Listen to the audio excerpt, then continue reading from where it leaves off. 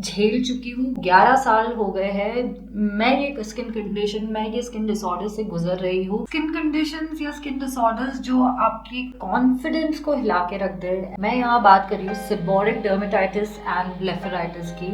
And अगर आप उन लोगों में से है जिन्हें एसडी या ब्लेफराइटिस है तो ये वीडियो है आपके लिए।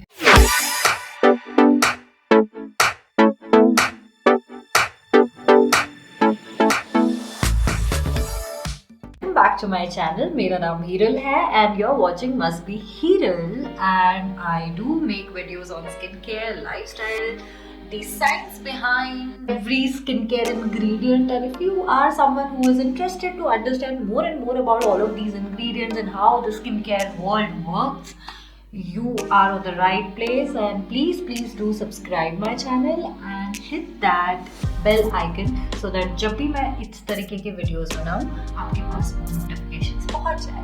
So let's start with our today's video about seborrheic dermatitis, which I'm going to call SD, and blepharitis. Seborrheic dermatitis SD है क्या basically? It's actually like an eczema. ये काफी मुश्किल होता है टू अंडरस्टैंड कि आपको एक नॉर्मल डैंड्रफ, फ्लेकी डैंड्रफ है या सेबोरिक डर्मेटाइटिस का प्रॉब्लम है। एसडी में बेसिकली होता ऐसे है कि आपकी जो ये स्किन डिसऑर्डर है होती है आपके स्किन में कहीं पर भी, हाथ पैर, ईयर के एरियाज में, फॉरहेड पे, फेस पे, आपके नोज के साइड एरियाज में, आपके आईज के अराउंड, आपके चिन एरिया में, हर जगह पे रेडनेस हो जाती है, इचीनेस हो जाती है and nose flake starts coming off and it's really irritating and it's very painful physically and mentally also at certain weathers like winter and monsoon. So SD में बेसिकली होता क्या है कि जो स्किन कंडीशन है वो या तो जनरेशनल आती है या तो वो किसी स्किन डिसऑर्डर किसी फिजिकल डिसऑर्डर के कारण आती है। आपको कोई क्रॉनिक डिसीज हुआ हो पहले जिसके कारण आपकी बॉडी ऑल ओवर वीक हो गई हो, या तो आप में कोई न्यूट्रिशनल वैल्यूज वीक है, या आप कह सकते हैं कि आपकी लाइफस्टाइल बड़ी स्ट्रेसफुल है। ये सारे फैक्टर्स एक एसडी को इन्वाइट कर सकते हैं आपके बॉडी में, आपके स्किन पे, आपके फेस, आपके। Good news is it's not contagious and it only happens because of all of these factors. And specifically आज की तारीख में, आज की जनरेशन में ये देखने मिलता है कि this all is happening because of a very bad or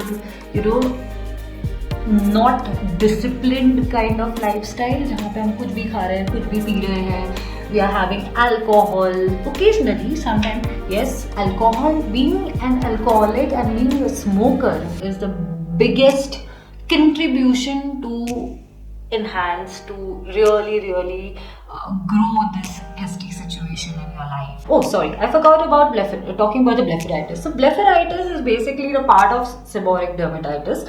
ये स्पेसिफिकली आपके आई एरिया पे होता है, जैसे कि मुझे होता है। मेरे फोरहेड पे इतना कुछ नहीं होता है, मुझे सिर्फ और सिर्फ मेरे आईलिड और मेरे लैशेस के ऊपर बहुत सारे फ्लेक्स जमने लगते हैं, layering by layering, and it keep on.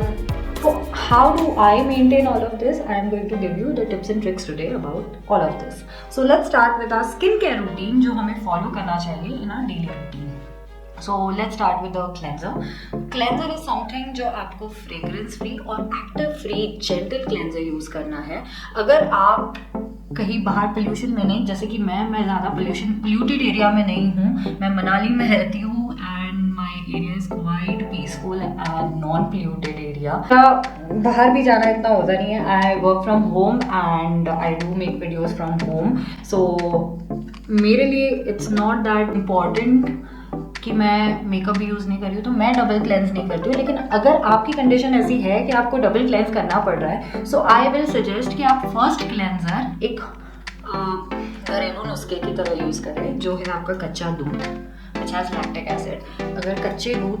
अगर आप कच्चे दूध को ओट मील के साथ रात भर ओवरनाइट सोक्ड करके भी सुबह अगर वो वाला दूध भी यूज़ कर रहे हैं, सो आपको वो भी आपके लिए as a first cleanser in the double cleanser is going to act amazingly, because आपकी वो स्किन को मॉइस्चराइज कर रहा है, एट द सेम टाइम वो सारे डर्ट को भी क्लीन कर रहा है एंड इम्पॉर्टेंटली लैक्टिक एसिड को एसडी और ब्लेफराइटिस के लिए काफी लोगों ने इफेक्टिव माना है. And then use the second cleanser as your gentle cleanser, like you have Simple का cleanser available in the market, you have Cetaphil का gently cleanser available in the market. I am today not going to talk more about the products but of course I am going to recommend all the products in my description box. So please go and check my description box if you are really interested to buy something like all of these products. Now your second step, actually the third step, which is about the layering method. Layering method में क्या होता है कि आप पहले essence use करते हैं, essence के बाद सीरम यूज करते हैं, सीरम के बाद फिर से आप एसेंस यूज करते हैं और एसेंस के बाद आप मॉइस्चराइजर यूज करते हैं. So this way you keep on making the layers to layers so to hydrate your skin. And for me Cosrx का स्नेल म्यूसिन एक अमृत की तरह मेरे लिए काम करता है. And I think I have read many times in many blogs and many articles that snail mucin is really helpful for people who are going through SD, blepharitis and psoriasis problems. Snail mucin best होता है as an essence for people who are going through these skin disorders. First you start with the snail mucin essence and then you go for the second, which is your serum. I go for hyaluronic acid because it is giving me the plump skin, and of course moisturizer. Moisturizer is the most important thing for you if you have SD or blepharitis. Then I'm again using my essence as the snail mucin. And then I'm using the moisturizer. Now when you come to the moisturizer part, आपको again fragrance free, active free moisturizer use करना है. I know हम सब बहुत ज़्यादा actively सारे reels देखते हैं, सारे shorts देखते हैं, सारे videos देखते हैं. We know all the good things about AHAs and BHAs, but आपके लिए actives काफ़ी ज़्यादा problematic हो सकते हैं अगर आप डेली बेसिस पे यूज करें. डेली बेसिस पे I am being very honest, आप कभी कभार यूज कर रहे हैं, it's very good to use AHAs and BHAs once in a week or twice in a week. But इससे ज़्यादा SD और ब्लेफराइटिस के लिए I would not recommend to use anything. Moisturiser of course आप नाइट टाइम पे moisturiser use कर सकते हैं, डे टाइम पे उसके आगे आप SPF यूज कर सकते हैं. और कुछ चीज़ें हैं जो मैं बताना चाहूँगी जो आप twice in a week, once in a week use कर सकते हैं for if you have SD disorder with you. One is using salicylic acid because salicylic acid is known for its anti-inflammatory property. Hence, that is very important for you to use twice in a week to go with salicylic acid. I use Neutrogena salicylic acid face wash, which is one of the best. मुझे कोई और form में salicylic acid पसंद नहीं है to go with, so I specifically used it in my face wash routine.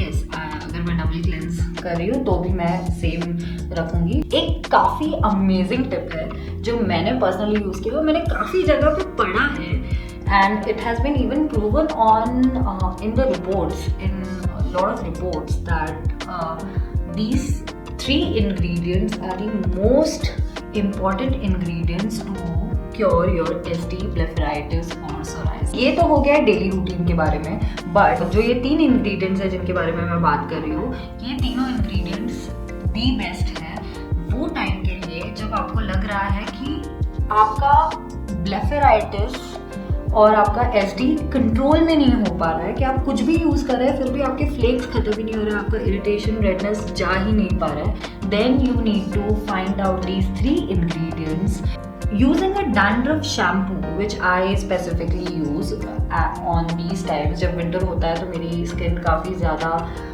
Sensitive हो जाती है और मुझे बहुत सारे फ्लेकी स्किन हो जाती है मेरी काफ़ी, तो मैं उस टाइम पे डैंड्रफ शैम्पू को यूज़ करती हूँ which has ketoconazole in it, and I use it as a cleanser on my face. Note this very importantly, I use it once in 2 weeks.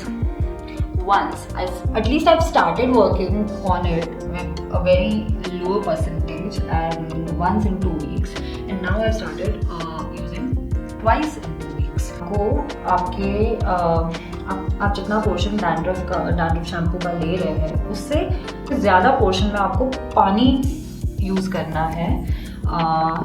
मैं रेकमेंड करूँगी warm to go for warm water. Lukewarm water use करिए, lukewarm water से वो shampoo को dilute करिए।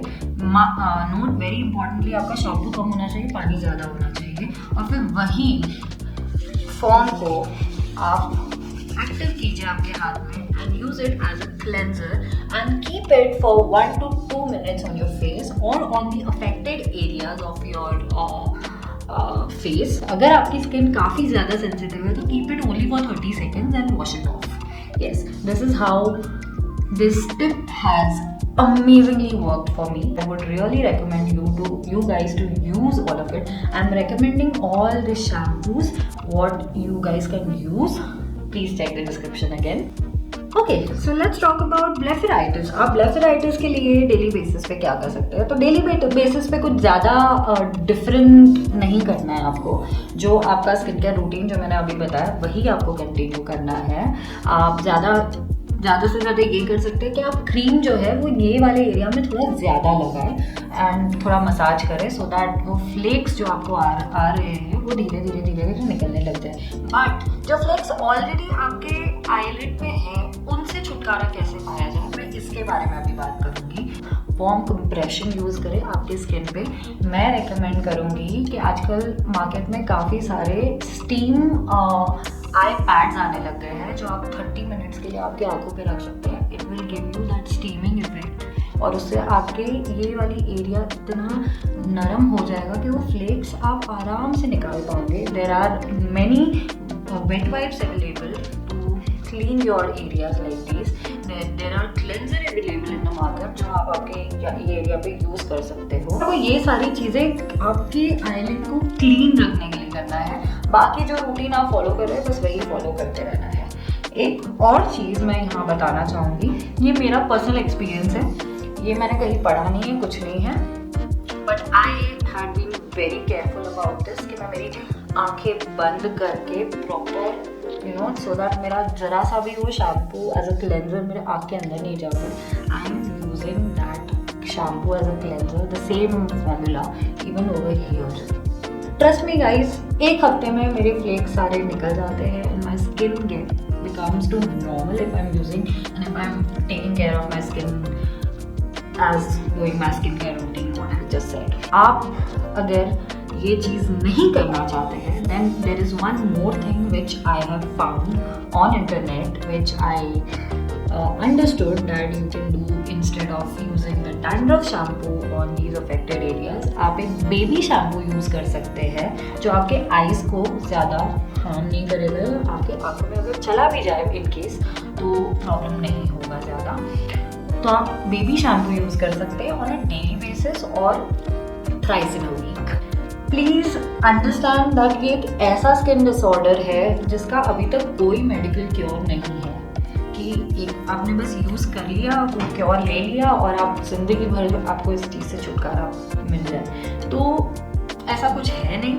तो आपको ये सारी चीज़ें टाइम टू टाइम करनी पड़ेगी so that you guys can really get rid of the worst consequences of having SD or blepharitis. That's it guys, we are done with our video. Thank you so much for watching this video. I hope that this video has been really useful for you guys.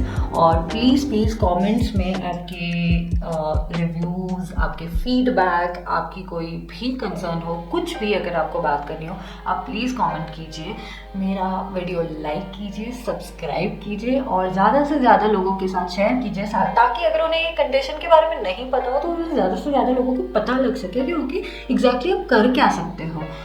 तो thank you so much guys for watching this video. See you.